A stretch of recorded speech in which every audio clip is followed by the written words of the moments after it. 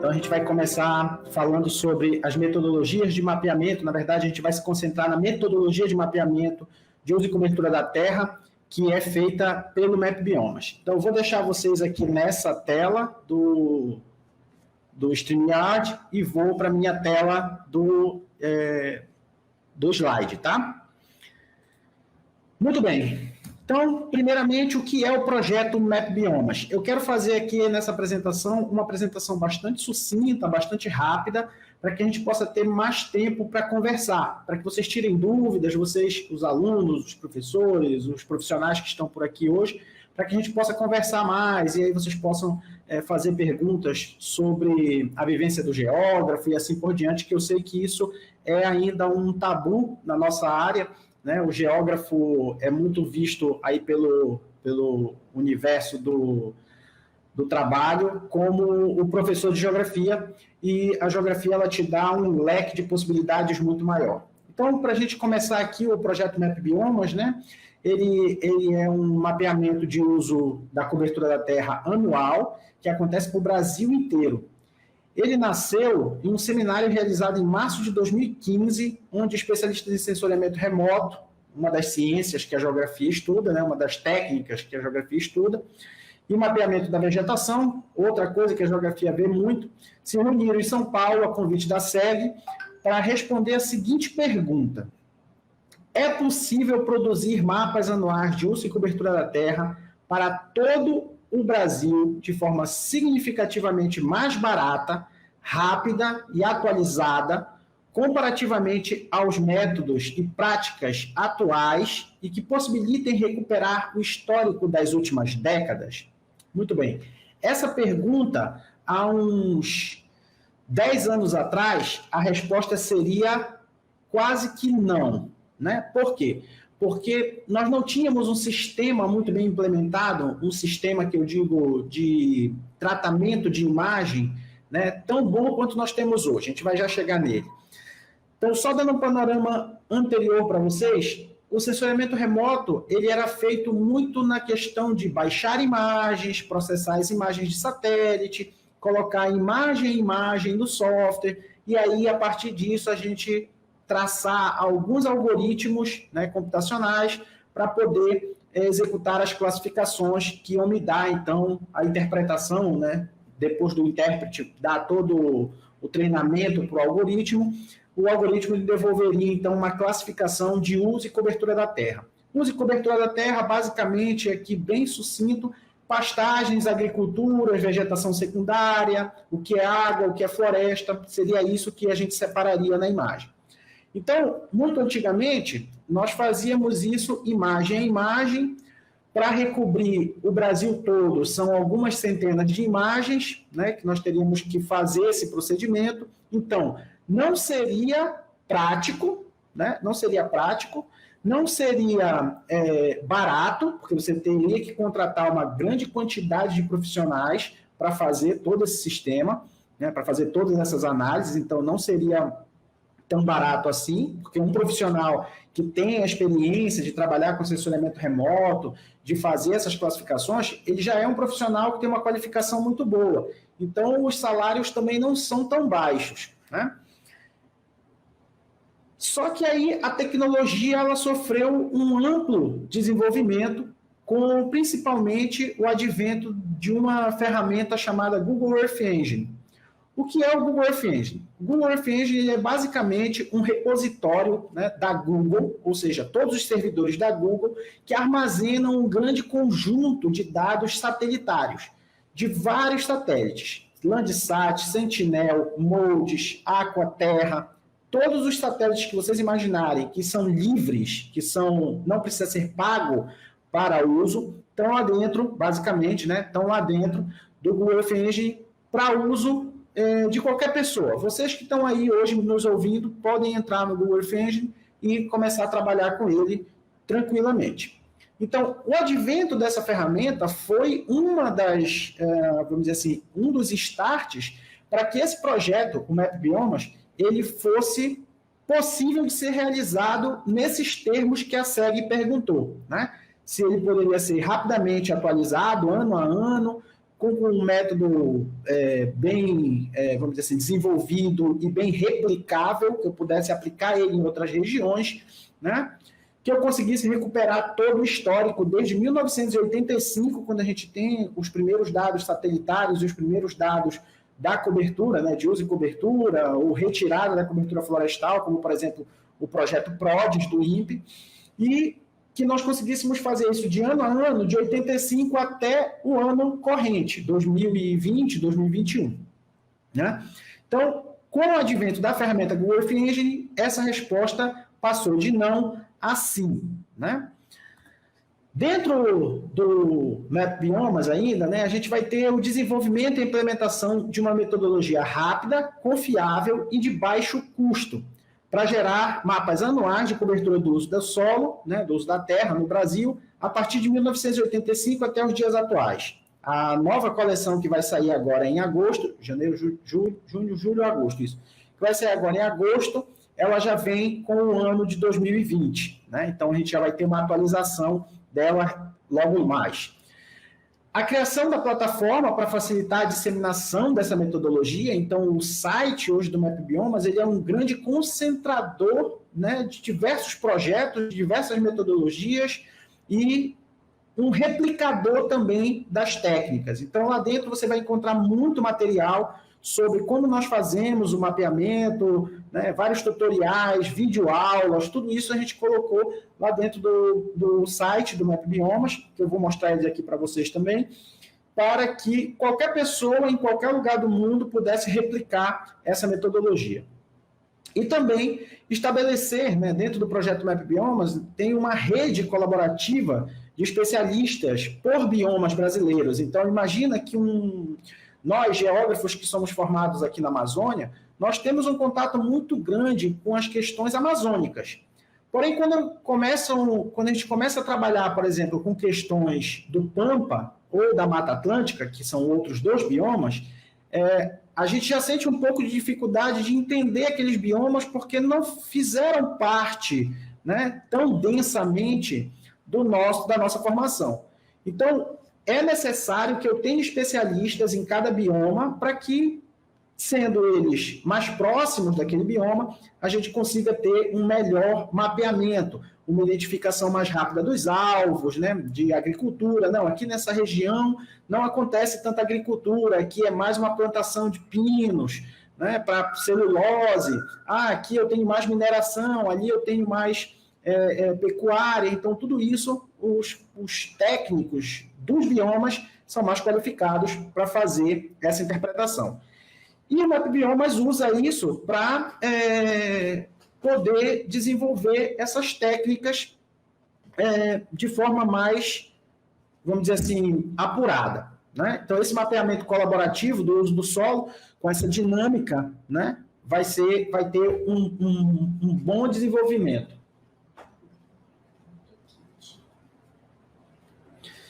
Nesse processo, então, da organização, né, a gente vai ter ali os temas principais, que são a Amazônia, o Cerrado, né, os biomas principais, que é a Amazônia, o Cerrado, Pantanal, a Caatinga, a Mata Atlântica e o Pampa. E dentro de cada um desses biomas, a gente vai ter também os temas transversais, que no caso, aqui para a gente, vai ser pastagem, agricultura, a zona costeira e a área urbana. Então, se a gente pensar, vai ter pastagem em todos os biomas, vai ter agricultura em todos os biomas. A zona costeira, né, brasileira, ela pega desde o Amapá e vai até o Rio Grande do Sul. Então, ela passa por quase todos os biomas também. Né? Então, são temas transversais. Áreas urbanas vão ter em todos os lugares. Então, esses temas transversais são aqueles que a gente vai olhar de forma mais... vamos dizer assim, mais acurada, né? Tem que ter aqueles especialistas que são mais focados naquelas áreas. Então, por exemplo, na zona costeira, que é a área que a Solved trabalha, nós temos o César, por exemplo, né, que é um dos donos da empresa, ele é oceanógrafo. Então, ele tem um conhecimento muito amplo da zona costeira, trabalhando com a questão de manguezais, de praias e dunas, com apicum, com aquicultura e tudo mais. Além disso, a gente tem eu lá também, como geógrafo, né, que entendo ali um pouco da zona costeira, por conta da formação que a gente tem, que foi muito, vamos dizer assim, densa na parte de geomorfologia costeira. Então, a gente consegue ter também esse entendimento ali. As outras equipes vão ter especialistas das mesmas coisas, né? Então, pastagem vai ter professores da área de agricultura, né? E outras coisas, pessoas da Embrapa que dão suporte e assim por diante. Então, a rede de colaboração ela é muito grande dentro do MapBiomas, né? Quando vocês entram lá no site, tem uma parte lá que vocês podem ver equipe.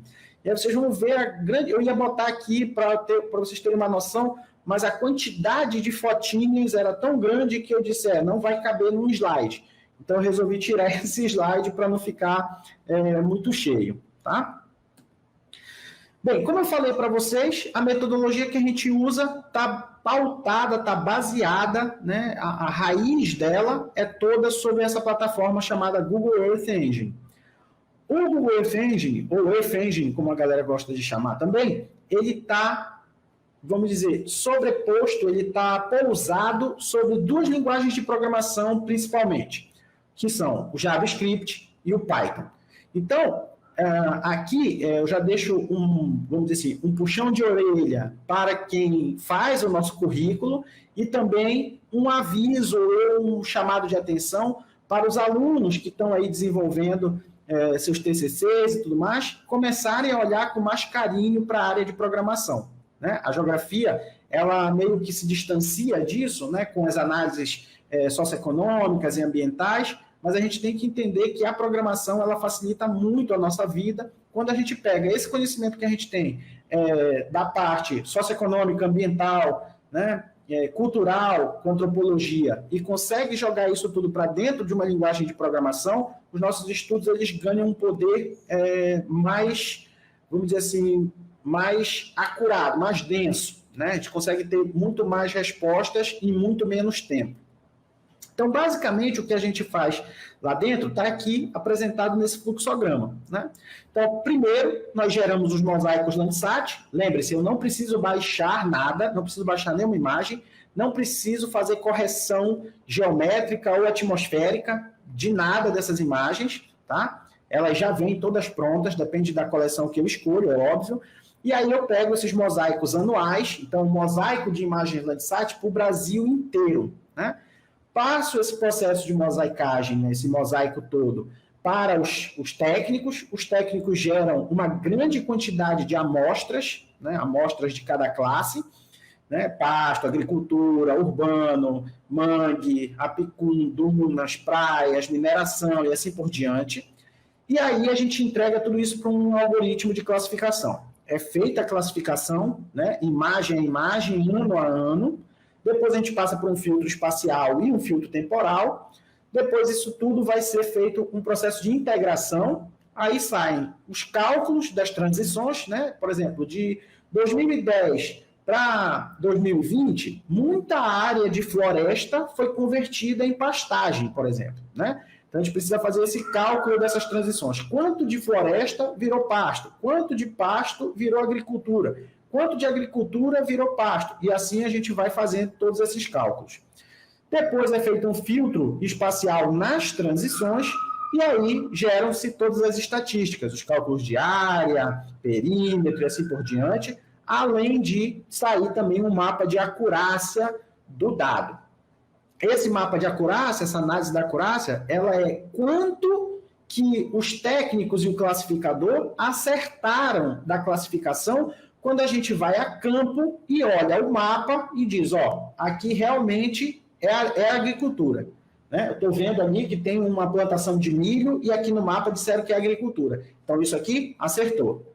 Aí eu chego numa outra área e digo, olha, aqui disseram que era mineração. Mas quando eu olho lá, não é mineração, é alguma outra coisa. É um banco de areia. Opa, então aqui errou.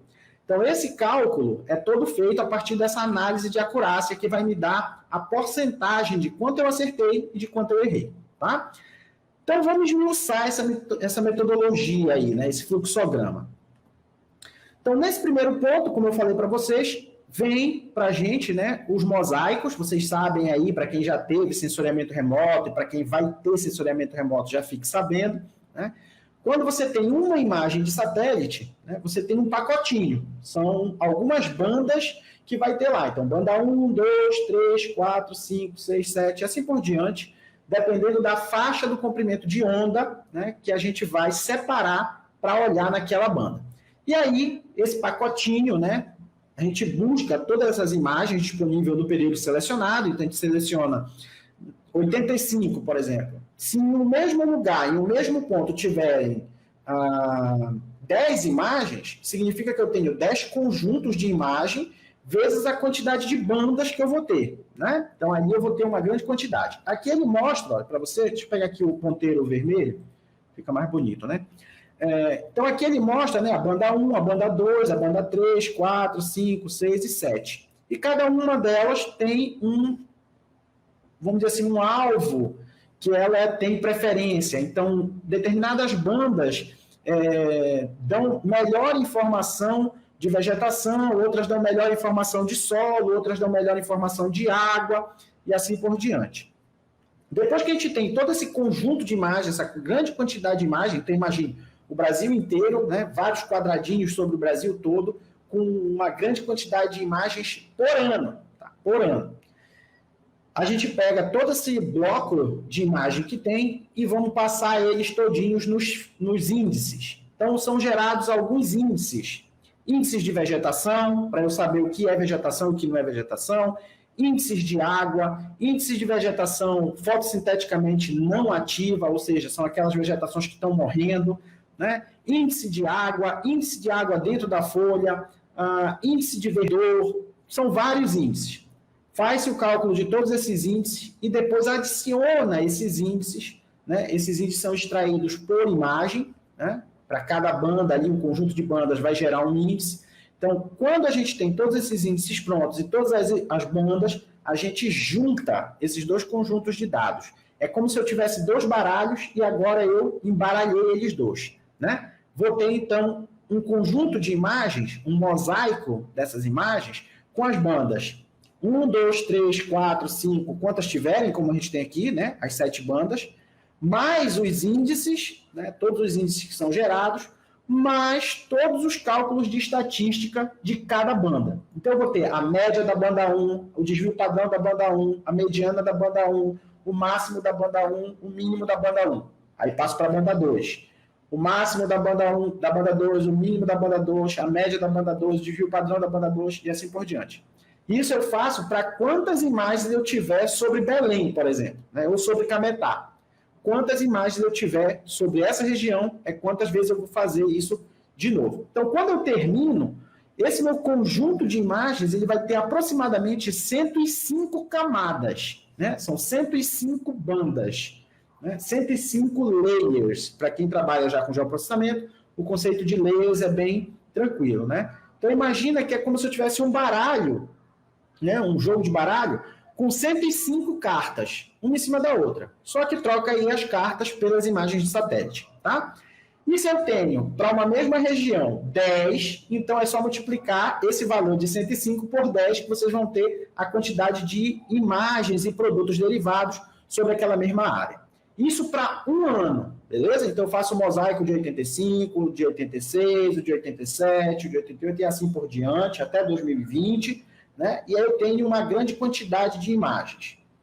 Vamos passar então para o segundo passo, que é, né, depois desses mosaicos todos prontos, eu olhar, né, para esse mosaico de 35 anos, né, um por um, e eu poder ver todas essas configurações, todo esse histórico.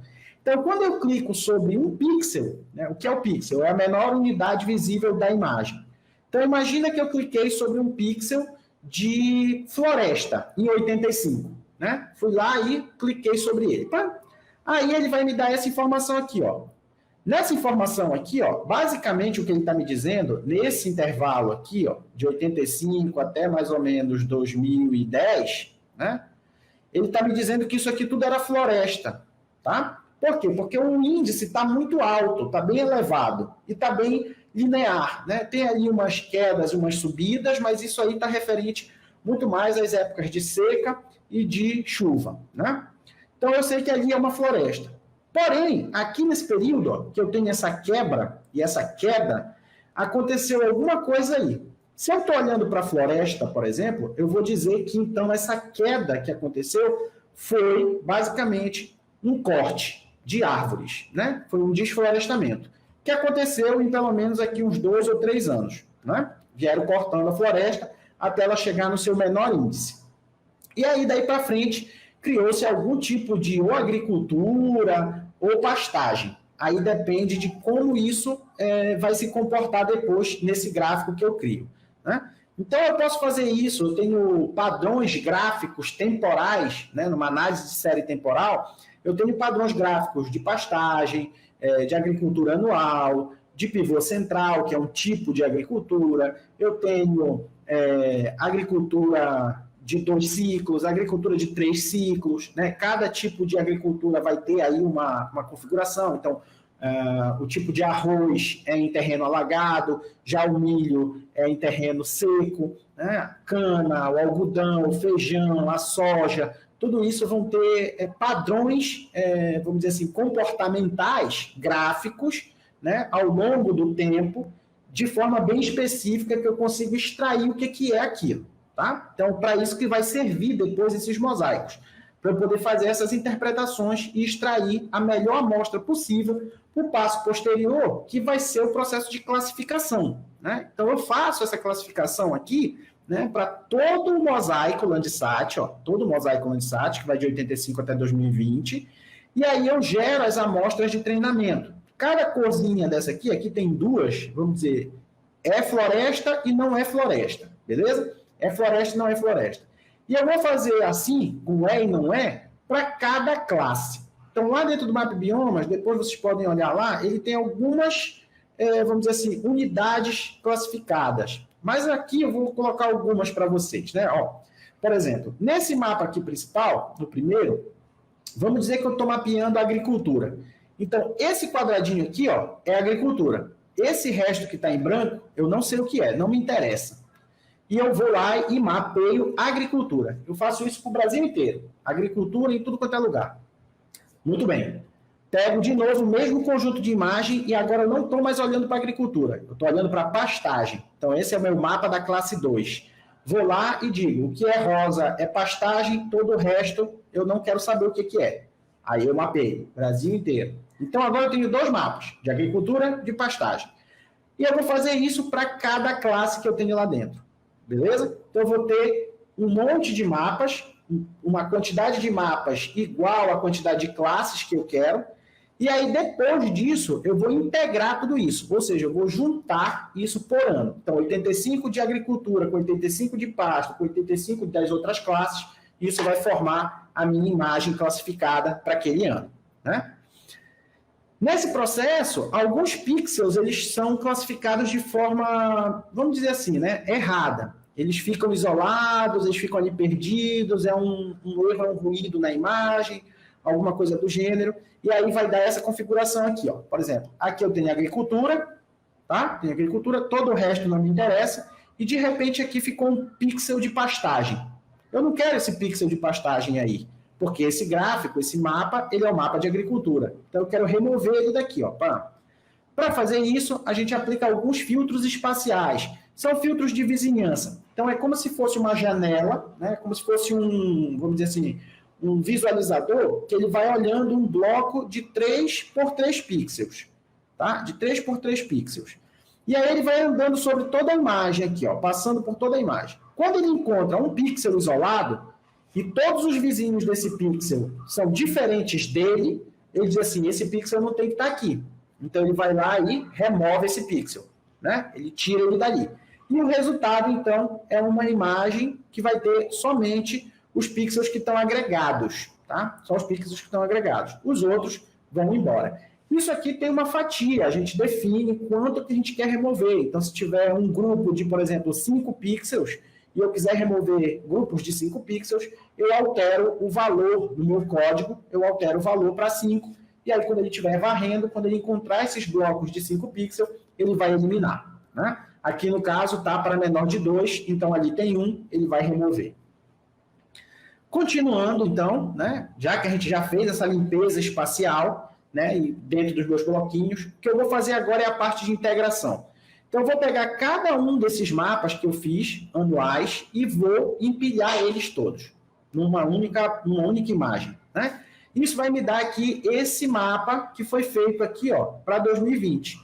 Mas também vai me dar para todos os anos, desde 85, tá? Então, para cada ano, gera um mapa integrado único, a partir daquele mapeamento da classificação que eu fiz, classe a classe, para todos os conjuntos de imagem. Beleza? Então, no final, a gente tem uma coleção com 35 mapas anuais, né? 33 aqui, porque estava variando de 85 a 2019. Mas agora a gente já está indo até 2020, tá?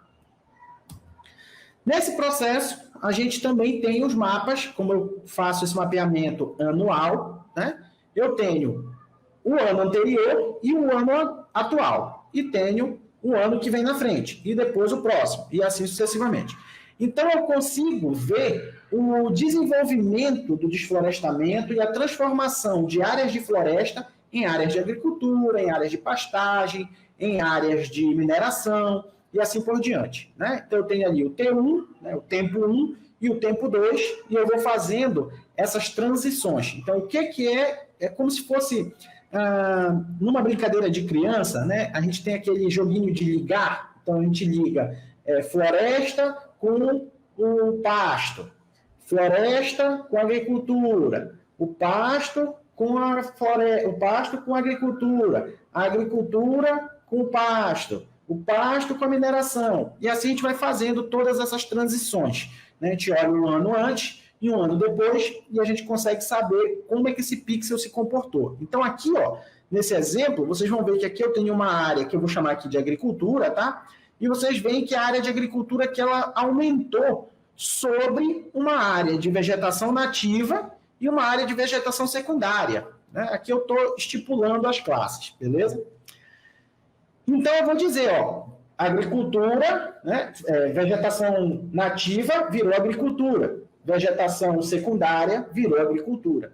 E eu sei quanto que isso virou, porque eu tenho esses blocos quadradinhos, né, que tem uma medida ali de 30 por 30 metros, e eu consigo saber qual a área dessa transformação, do que tinha antes e de como ficou agora. Então, esses cálculos eles são importantes para gerar, por exemplo, políticas públicas, né? Eu vou saber em que áreas que a agricultura está se desenvolvendo, né? Como ela está se desenvolvendo. Então, eu posso destinar uma quantidade de recurso para ali, para incentivar a agricultura. Em outras áreas que eu quero incentivar a conservação ambiental, a preservação ambiental, eu crio estratégias, né, políticas públicas de contenção, tanto da pastagem, quanto da agricultura, quanto da mineração, crio unidades de conservação. Então, tudo isso são informações muito úteis para que a gente possa gerar essas políticas públicas e gerir o nosso território de forma mais qualificada, tá? Então, depois desse processo que a gente faz todo o trâmite da transição, né, é feito, então, aquela validação que a gente estava conversando. Na acurácia geral do MapBiomas, nós acertamos, né, 91,2% de tudo que é classificado no Brasil inteiro, nós acertamos 91,2%. Nós temos ali um índice de discordância de alocação de 6,9% e uma discordância de área de 1,9%. Né?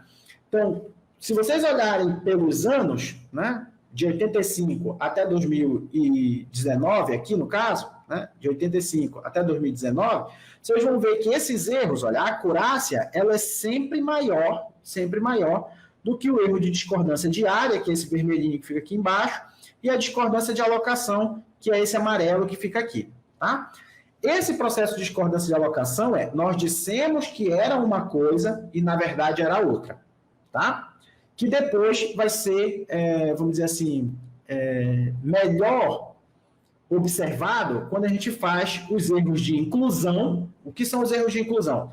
Significa dizer que eu disse que era uma coisa, né? Eu disse que era uma coisa, mas não era, tá? Quando eu digo que era uma coisa e não era, eu incluí, eu fiz um erro de inclusão. E também nos erros de omissão, né? Eu classifiquei como uma coisa, né? E, na verdade, era outra. Então, eu tenho erro de omissão. Eu omiti essa informação. Não era para ser e é. Né? Então, eu tenho todas essas configurações. E aqui eu vejo, ó, o que eu acertei, desse lado aqui é o que eu acertei, desse lado aqui é o que eu errei. Então, geralmente, a gente vai ter aqui, ó, de floresta, a gente vai confundir ainda um pouco de floresta com floresta, formação natural não florestal. Essas áreas não florestais, elas têm uma característica ainda espectral muito próxima ali da vegetação, né? E a gente erra um pouco nisso.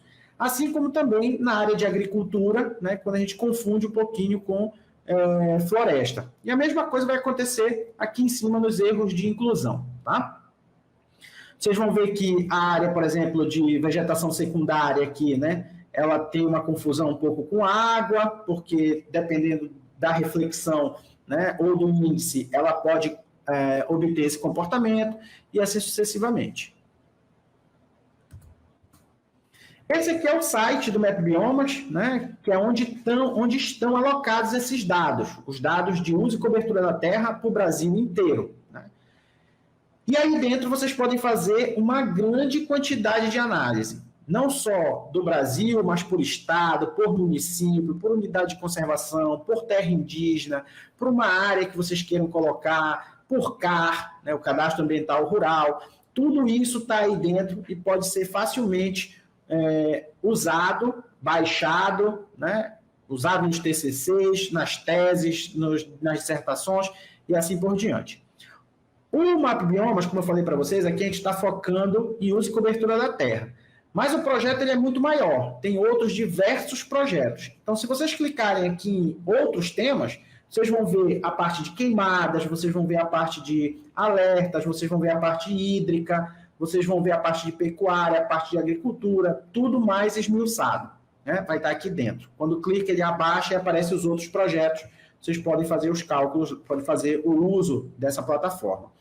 Para acessar a plataforma, basta vocês clicarem aqui nesse link. Eu vou deixar essa apresentação com o pessoal aqui da gestão da live, para que eles possam passar isso aí para vocês e vocês possam clicar aí nos links para poder acessar os sites, tá?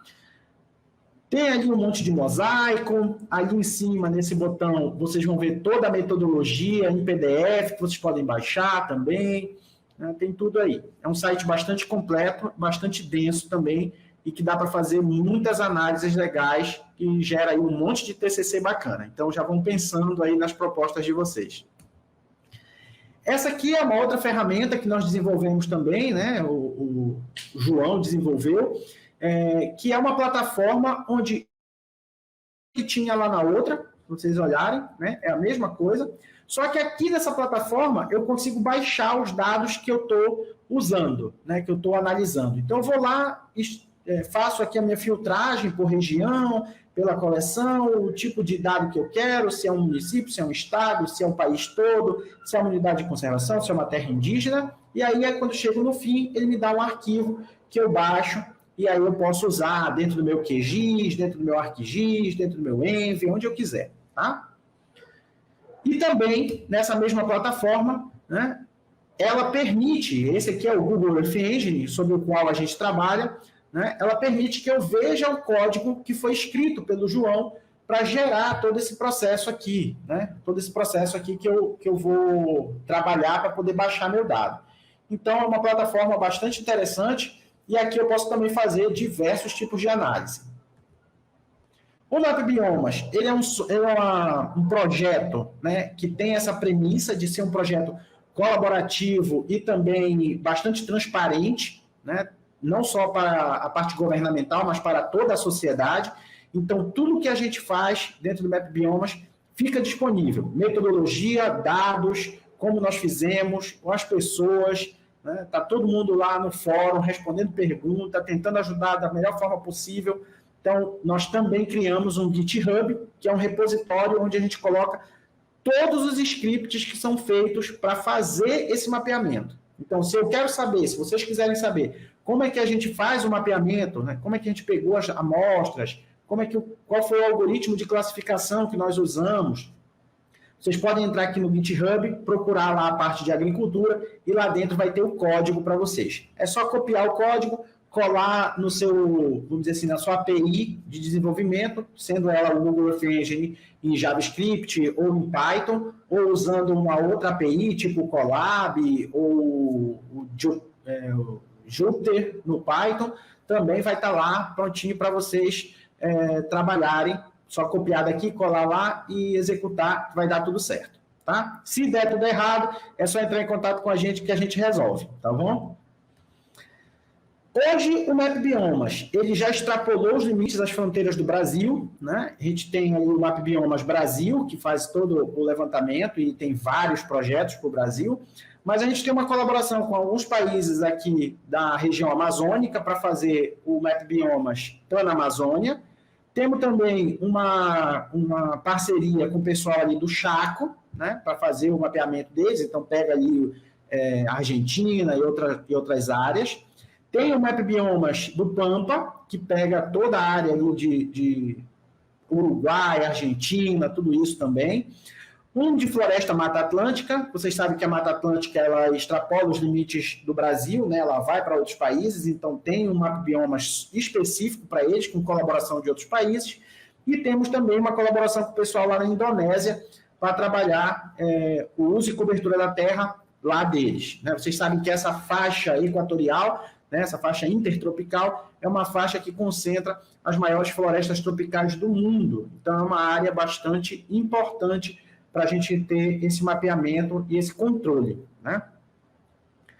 Esse aqui é o site do MapBiomas, que é onde concentra todas essas informações e vocês podem entrar aí e brincar aí dentro. Dá para passar aqui uns 5 meses lendo as coisas que estão aí dentro tranquilamente, né? Então, conheço o MapBiomas, mapas e dados, a metodologia, as perguntas frequentes, os fóruns, o contato, né? Além disso, o MapBiomas é muito ativo nas redes sociais, então a gente tem um canal do YouTube do MapBiomas, que é onde sai os lançamentos das coleções, onde a gente faz vídeo, tutorial para explicar uma coisa ou outra, é onde sai também como é que chama? O MapBiomas tem um evento que ele premia os principais trabalhos que são desenvolvidos com os dados do MapBiomas, então isso também sai lá em live, né? Quando vai ter lançamento de coleção, a gente também faz lá pelo canal. O MapBiomas também tem um LinkedIn, também tem um Twitter, então são algumas áreas nas redes sociais que vocês podem encontrar o MapBiomas, tirar dúvidas, perguntar, retweetar, passar os nossos vídeos na frente e assim por diante.